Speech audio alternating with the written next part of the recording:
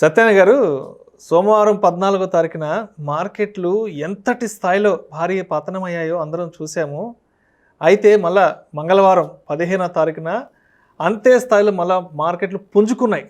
So అవును, సోమవారం ఎన్ని పాయింట్లు డౌన్ అయినాయో మంగళవారం మళ్ళా అన్నే పాయింట్లు హైలోకి వచ్చాయి. రైట్. సో ఎందుకు సోమవారం అంతటి స్థాయిలో మార్కెట్ నేల చూపులు చూసింది అండ్ మళ్ళా మంగళవారం ఎందుకు అంతే స్థాయిలో బౌన్స్ బ్యాక్ అయ్యి మార్కెట్ పైకి లేచిందంటారు?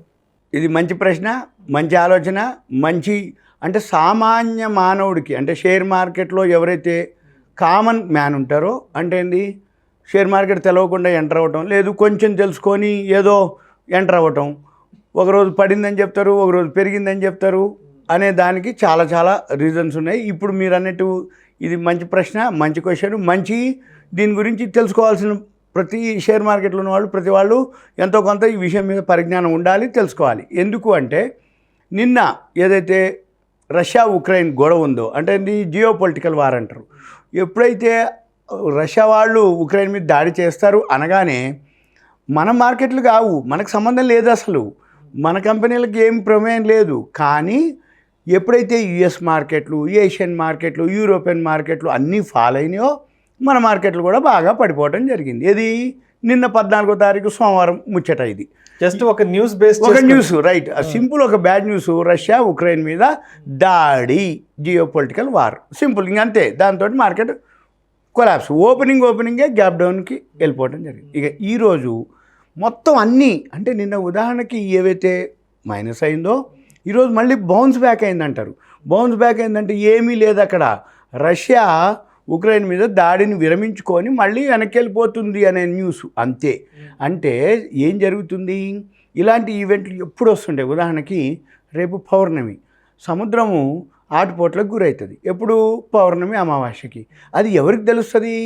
కొత్తగా పోయినోడు ఎవరైతే, అంటే సముద్రం చూద్దామనో, బీచ్ చూద్దాం, వైజాగ్ బీచ్ ఉంది, ఆర్కే బీచ్, అందరు ఏమవుతుంది, హుషారుకి పోతాడు. కానీ ఆ హుషారు ఎంతసేపు ఉంటుంది?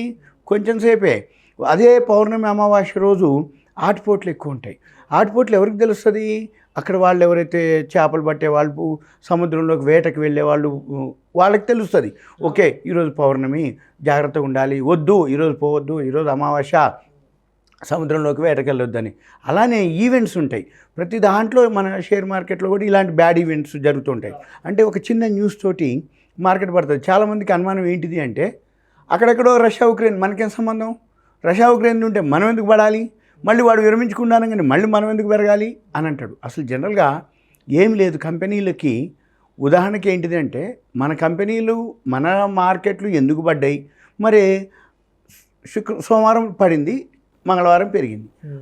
సోమవారానికి, మంగళవారానికి, మొన్న శుక్రవారానికి కంపెనీల్లో పర్ఫార్మెన్స్లో ఏం మార్పు లేదు.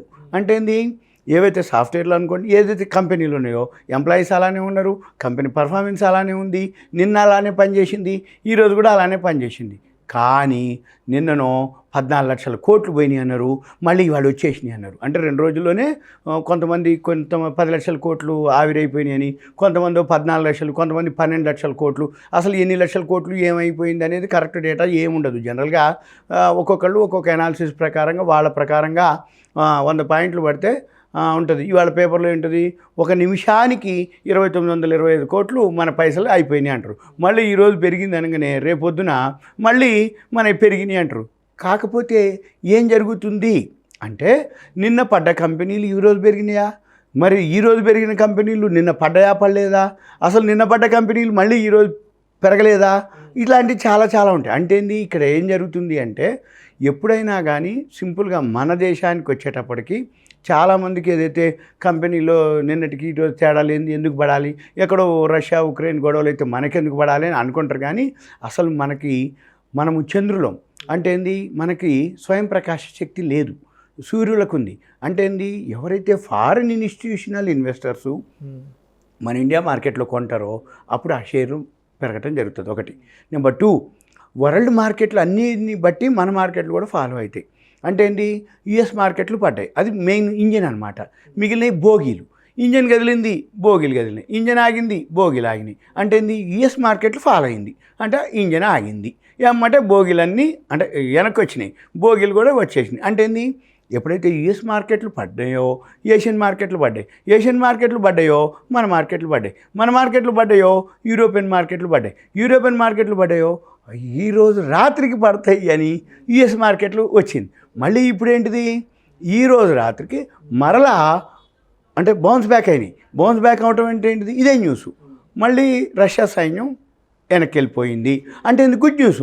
ఓకే, ఇప్పుడు యుద్ధం లేదు అని ఒక అమ్మయ్య అంటే హ్యాపీ అమ్మయ్య మార్కెట్ మళ్ళీ పుంజుకుంది అని అర్థం. అయితే ఇటువంటి ఈవెంట్స్ ఎప్పుడు జరుగుతూ ఉంటాయి. ఉదాహరణకి అంటే పౌర్ణమి అమావాస్య టైపులో, గ్రహణాల మాదిరో, లేకపోతే ఒకప్పుడు ఉదాహరణకి లేటెస్ట్గా అంటే మార్చి 22 నాడు మోడీ గారు ఒక అనౌన్స్మెంట్ చేసిండు. ఏమని, సండే ఒకరోజు లాక్డౌన్. తెల్లారి ఎన్ని వందల పాయింట్లు పడ్డది తెలుసా, 3934 పాయింట్లు పడ్డది. బిఎస్సి సెన్సెక్స్ 13.15% పడ్డది. ఆ ఒక్కరోజు ఎన్ఎస్సి 1135 పాయింట్లు పడింది. అంటే ఆ రోజు లోయర్ సర్క్యూట్లు కూడా పడిపోయింది. అంటే ఏంటంటే పడవలసిన దానికంటే ఎక్కువ పడిపోతే లోయర్ సర్క్యూట్లోకి వెళ్ళిపోతుంది. అలాంటి సర్క్యూట్లు జరిగితే కూడా మళ్ళీ అదే 25,900 చిల్లర ఉన్న ఇండెక్స్ 63,000 కూడా చూసినాం. అంటే ఏంది, మార్కెట్కి ఏం లేదు, ఒక న్యూస్ తోటి పడేస్తారు, మళ్ళీ ఊకోరు. అంటే ఇప్పుడు రష్యా ఉక్రెయిన్ గొడవ అయిందనగానే యుద్ధం స్టార్ట్ అయిద్దా? కాదు, పెద్దోళ్ళు ఇన్వాల్వ్ అవుతారు. అరే బాబు, నువ్వు ఎందుకు యుద్ధం చేద్దాం అనుకుంటున్నావు, పెద్ద మనుషుల తరహాలోనే వచ్చేసి వాళ్ళిద్దరికి ఏదో చేస్తారు. అలాంటివి మనకి ఎన్ని జరగలేదు. మన ఇండియాకి, ఇండియా బోర్డరు పాకిస్తాన్ ఉంది, ఇండియా బోర్డర్ చైనా ఉంది. మీకు ఉదాహరణకి ఎప్పుడైతే 31/8/2020 31 ఆగస్టు 2020 చైనా బోర్డర్ గొడవైంది. అంటే చైనా వాళ్ళు మన భారతదేశం భూభాగంలోకి చొచ్చుకొచ్చిర్రు. ఎప్పుడైతే చొచ్చుకొచ్చిర్రో అప్పుడు ఒకటే రోజు స్ట్రైట్ గీత కొట్టినట్టే పోయింది. ఎంత పోయింది అంటే 839 పాయింట్లు క్రాష్ అయింది. ఆ రోజులో అది గొప్ప అనమాట. అంటే ఆ ఒక్కరోజు 4,55,000 కోట్ల రూపాయలు పైసలు అయిపోయినాయి అని అన్నారు. అనగానే ఊకుంటారు ఏంది గవర్నమెంట్. చైనా వాడికి తగ్గట్టుగా అంటే బోర్డర్లో అంటే మనకి డిఫెన్స్ ఉన్నాయి కంపెనీలు, డిఫెన్స్ స్టాక్స్ అన్నీ పెంచేసారు. ఏమంటే బడ్జెట్ శాంక్షన్ చేశారు. బీడీఎల్, హెచ్ఏఎల్, హిందుస్థాన్ ఏరోనాట్ అంటే మిసైల్స్ ఏవైతే ఉన్నాయో అవన్నిటికీ మనోళ్ళు కూడా ఉంటారు. అవసరమైతే ప్రపంచ దేశాల్లో ఎవరెవరి దగ్గర ఏమి కొంటాం, తీసుకొస్తాం, అద్దెకిమ్మంటాం, లేకపోతే ఆయన పెద్ద మనిషికి రమ్మంటాం. వీడు మా బాబులోకి చొచ్చుకొచ్చిండు అంటాడు. అనగానే ఆయన ఎంటర్ అవుతాడు. ఎంటర్ అయిపోయి ఏం చెప్తాడు, ఏమయ్యా నువ్వేం మనిషివా, నీ భూభాగంలోంచి వెనకెందుకు వచ్చినావు అంటాడు. అనగానే లేదండి నేను వెనక్కి పోతా అంటాడు. అనగానే మళ్ళీ మార్కెట్ పెరుగుతాయి. ఇలాంటి సపోజ్ వరల్డ్ ట్రేడ్ సెంటర్ కూలింది, అమెరికా మార్కెట్లో బంద్ చేసారు చాలా రోజులు. కానీ మళ్ళీ తర్వాత కొన్ని వేల రెట్లు పెరిగినాయి అవి మార్కెట్లో షేర్లు. అంటే ఏంది, పడ్డప్పుడల్లా కాదు, పడి మళ్ళీ బౌన్స్ బ్యాక్ అవుతాయి. కానీ వాల్యూ ఉన్నాయి మాత్రం ఎప్పుడు వాల్యూనే ఉంటాయి, మనం అది గమనించాలి. ఉదాహరణకి ఇప్పుడు ఈ విధంగా అంటే మనకి చైనా, పాకిస్తాన్ అని అంటే ఎగ్జాంపుల్స్ 2-3 కానీ ఇలాంటి కొల్లలన్నమాట. అంటే ఎవరైతే కొంచెం మార్కెట్లో ఉంటూ ఉంటారో, మార్కెట్ని గమనిస్తూ ఉంటారో, మెయిన్ ఎక్స్పీరియన్సే. థియరీ నాలెడ్జ్ అనేది క్వశ్చనే లేదు. థియరీ నాలెడ్జ్ అనేది తెలవడం కోసమే. ఇవన్నీ ఏంటిదంటే లైవ్ ఎక్స్పీరియన్స్. అంటే ఏంది, మార్కెట్లో ఉన్న వాళ్ళకి ఉక్రెయిన్ రష్యా గొడవతోటి మార్కెట్ పడింది, మళ్ళీ తర్వాత వెనక్కి వెళ్ళిపోయింది, మళ్ళీ పెరిగింది. ఎగ్జాంపుల్ స్టూడెంట్స్ ఉంటారు, మార్చి ఏదైతే 2020 కరోనా వచ్చిందో ఎగ్జామ్స్ లేవు, వాళ్ళకి పాస్ అయిపోయారు. వాడి జీవితంలో ఎప్పుడైనా సరే ఒక 25 ఏళ్ళకో 30 ఏళ్ళకో ఎరా నీది 10th క్లాస్, అది కరోనా అని ఒక సంవత్సరం వచ్చిందిరా, ఆ టైంలో మమ్మల్ని అందరినీ పరీక్షలు రాయకుండా పాస్ అంటే ప్రతి సంవత్సరం వస్తుందా? ప్రతి సంవత్సరం ఎగ్జామ్స్ లేకుండా గవర్నమెంట్ పాస్ చేస్తా? చెయ్యదు. అంటే ఆ టైంలో ఆ ఈవెంట్. మనం కూడా షేర్ మార్కెట్లో ఇట్లాంటి జనరల్. కానీ మనం చూడవలసింది ఒకటే, కంపెనీలో వాల్యూ ఉందా. ఇటువంటి రోజులు ఎప్పుడు రావు, ఎప్పుడో ఒకసారి వస్తాయి. ముందుగానే మనం హోంవర్క్ చేసుకొని పెట్టుకోవాలి. మంచి మంచి కంపెనీలు హోంవర్క్ చేసుకొని పెట్టుకొని ఇలాంటి ఈవెంట్ వచ్చినప్పుడు కొనుక్కోవాలి. అంతే తప్ప ఇంకా పడుతుంది అని చూస్తూ ఉంటాడు. బౌన్స్ బ్యాక్ నేను అనుకున్నా కానీ పెరిగింది రాబోయ్, మిస్ అయిపోయింది రాబోయ్ అని అనుకుంటారు. అలా కాదు, ఇలాంటి ఎప్పుడు జరుగుతూనే ఉంటాయి. ఇప్పుడు మీకు గవర్నమెంట్ కూడా కరోనా వచ్చింది, ఊకుంటారేంది, వాళ్ళు ఏం చేస్తారు, దాని దగ్గర జాగ్రత్తలు తీసుకోవటం, దానికంటే ఫైనాన్స్ మినిస్టర్స్ నుంచి వడ్డీ రేట్లని పెంచకపోవటం, లేకపోతే ఏమన్నా రాయితీలు ఇవ్వటం, అవన్నీ చేస్తారు. ఇప్పుడు కూడా యుద్ధం జరుగుతుంది అనగానే ప్రపంచ దేశాలు ఏమి ఊకోవు. మిగతా దేశాలు అంటే ఎందుకు జరిగింది, అందులో అసలు అంటే ఎవరు తప్పు ఉంది, ఎందుకు ఎవరిది అనేది వాళ్ళు ఆటోమేటిక్గా ఉంటుంది అంతే తప్ప ఇప్పుడు యుద్ధాలు వచ్చే రోజులైతే ఏం లేవు. ఒకవేళ యుద్ధాలు రావాలి అని అంటే మామూలుగా ఉండదు. ఎందుకంటే అకారణంగా యుద్ధం జరుగుతుందా, సకారణంగా ఉందా? సకారణం అయితే మాత్రం మనం చేసేది ఏం లేదు. ఇప్పుడు యుద్ధాలు చేసే క్వశ్చన్ లేదు. ఎందుకంటే ఏ దేశానికి ఉండవలసిన సమస్యలు దేశానికి కొల్లలు ఉన్నాయి. ముందు ఆ సమస్యలు తీర్చుకోరాదా, నువ్వు ఇంకొకళ్ళ భూభాగంలోకి పోయి నువ్వు యుద్ధం చేస్తావు ఎందుకని ఆటోమేటిక్గా ఉంది. కానీ అట్లని ఎవరి జాగ్రత్తలు వాళ్ళు ఉంటారు. మిసైల్స్ కానీ వాళ్ళ జాగ్రత్తలు వాళ్ళు. ఉదాహరణకి ఇప్పుడు యుఎస్ ఉంది, ఇన్ఫ్లేషన్, వడ్డీ రేట్లు, ద్రవ్యోల్బణం, వాళ్ళ బాధలు వాళ్ళు ఉండరు. రష్యా బాధలు రష్యా ఉంటాయి, ఇండియా బాధలు ఇండియాకు ఉంటాయి, యూరోప్ ఉంటాయి. అంతేగాని షేర్ మార్కెట్ మాత్రం అదొక సముద్రం, అదొక నది ప్రవాహం పోతూనే ఉంటుంది. అది మనం కూడా అలా ప్రయాణించాలి తప్ప పడింది పెరిగింది అని ఫీల్ కాక్కర్లేదు, ప్యానిక్ కావక్కర్లేదు, టెంప్ట్ కావక్కర్లేదు. ప్యానిక్ అయిపోయి టెంప్ట్ అయిపోయి సెల్లింగ్లోకి వెళ్ళిపోయి. ఉదాహరణకి నిన్న జరిగింది కూడా ఇంకో రీజన్ ఏంటిది అంటే, ఎప్పుడైతే పడటం మొదలుపెట్టిందో కొంచెమే పడింది, కానీ ఎక్కువ పట్టడానికి రీజన్ ఏంటంటే మార్జిన్స్ ఉంటాయి. అంటే ఇప్పుడు ఈ F&Oలో ఈ మార్జిన్లతోటి ట్రేడింగ్ చేస్తారు. అంటే ఏంది, F&O ఒక లాట్ తీసుకోవాలంటే 7-8 లక్షలు అమౌంట్ కాంట్రాక్ట్ వాల్యూ ఉంటుంది. వీళ్ళు ఏంది లక్షన్నర కట్టి 2 లక్షలు కట్టి 7-8 లక్షల కాంట్రాక్ట్ని ఒక లాటు కొనుక్కుంటారు. వాళ్ళకి టైం ఉందిలే, 3 నెలలు ఉందిలే, నెల ఉందిలే, గురువారం దాకా ఉందిలే అని చూస్తూ ఉంటాడు. తక్కువని పడిపోద్ది. ఈయన అమ్మకుండానే, ఈయన మార్జిన్ లేకుండానే సిస్టమే కట్ ఆఫ్ చేసేసింది నిన్న. అది రీజన్. ఆ కట్ ఆఫ్ చేయటం వల్ల ఏమవుతుంది, ఈయన ప్రమేయం లేకుండానే సెల్లింగ్ ప్రెషర్ ఎక్కువైపోయింది.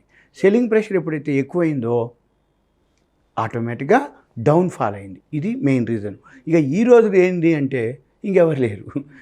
ఇక అంటే ఒక భయం అన్నమాట. ఈ భయంతో ఈరోజు పెరుగుతున్నా నమ్మడు, పెరుగుతున్నా చూస్తుంటాడు, పెరుగుతున్నా కొనడు, పెరుగుతున్న ఫండ్స్ తీయడు. అంటే ఏంటిదంటే సబ్జెక్ట్ మీద కనుక ఉంటే అంటే ఇంకా సింపుల్. ఈ షేర్ మార్కెట్ ఏంటిదంటే ఇదే, ఇక ప్యానిక్ టెంప్ట్ కాకుండా కనుక సబ్జెక్టు మీద కనుక నాలెడ్జ్ కనుక గెయిన్ చేసుకుంటే ఇటువంటి అవకాశాలు వచ్చినప్పుడు చాలామంది కొనుక్కోవటానికి ముందుకు వస్తారు. ఎందుకు, వాల్యూ ఉంది, తగ్గింది, ఎప్పుడు తగ్గదు, ఎప్పుడో తగ్గింది కాబట్టి కొనుక్కుందామని అనుకుంటారు. కాబట్టి మీరు నా నుంచి ఒకటే విన్నపం, మీరైతే ఇలాంటి జరగగానే ప్యానిక్ అయిపోయో టెంప్ట్ అయిపోయో ఉన్న హోల్డింగ్స్ ఏవైతే ఉన్నాయో అది అమ్ముకోవచ్చు. అయితే ఎవరికి బెనిఫిట్, ఎవరికి లాసు? సబ్జెక్ట్ మీద పూర్తి నాలెడ్జ్ ఉన్న వాళ్ళకి బెనిఫిటే. సబ్జెక్ట్ మీద కొంత ఉండి కొంత లేదనుకో వాళ్ళు బుక్ అయిపోతారు. ఎందుకోసం అంటే ప్యానిక్ అయిపోతారు. ఇవన్నీ చూడనప్పుడు ఆటోమేటిక్గా సెల్ చేసుకుంటాడు, లాస్ బుక్ చేస్తాడు, మళ్ళీ పెరుగుతున్నా చూస్తుంటాడు తప్ప ఎంటర్ కాలేడు. ఎందుకోసం అంటే ఆ అనుభవం ఏదైతే ఉందో అదనమాట. సింపుల్ చెప్తున్నాను, ఒక బండి 21-22 ఏళ్ల పిల్లగాడు కనుక బాగా ఫాస్ట్ పోయి యాక్సిడెంట్ జరిగి బతికి బయటపడితే వాడు జన్మలో స్పీడ్ పోడిగా మామూలుగానే పోతాడు. అంటే అలానే షేర్ మార్కెట్లో కూడా ఏం జరుగుద్ది అంటే కొత్తగా దిగుతాడు, తక్కువ పైసలు పోతాయి, ఇక వానికి చూస్తూ ఉంటాడు తప్ప ఎంటర్ కాలేడు. ఎందుకంటే పెరుగుతుంది కనపడుతుంది కానీ ధైర్యం చేయలేడు. అంటే సబ్జెక్ట్ మీద నాలెడ్జ్ కనుకుంటే, అంటే జనరల్గా ఎగ్జాంపుల్ బండి కానీ మామూలుగా అయితే ఇలా ఉండాలి. అయితే ఈ ఉక్రెయిన్ రష్యా లాంటి మనకి, వాళ్ళకి ఉక్రెయిన్ రష్యా, మనకి బోర్డర్ పాకిస్తాన్ ఉంది, చైనా ఉంది. మనకి ఎన్ని జరగలేదు, ఎన్ని చూడలేదు, ఎన్ని వినట్లేదు, పేపర్ తీస్తే అదే ఉంటుంది. ఇప్పుడు సపోజ్ మొన్నటి వరకు కరోనా అన్నారు, లాక్డౌన్ గీక్డౌన్ అయ్యి చెప్పారు. ఇప్పుడు 25 నుంచి ఎగ్జిబిషన్ స్టార్ట్ అవుతుంది. కరోనా పోయిందన్నారు, ముచ్చిన తెలిసింది స్వామికి లక్షల మంది పోతుర్రు, మాస్కులు ఉన్నాయి, సోషల్ డిస్టెన్స్లు ఉన్నాయి పేరుకు, కానీ లేదు. ఇలానే మన మార్కెట్లు కూడా ఇలా పడుతూ ఉంటాయి, ఇలా పెరుగుతూ ఉంటాయి. ఇది సహజం. అందుకని సింపుల్గా నా నుంచి మీరేమి. Right sir, thank you sir, thank you so much.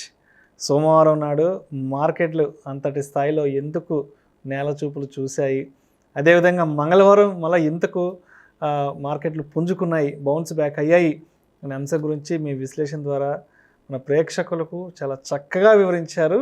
Thank you so much sir. Thank you. సెలవు.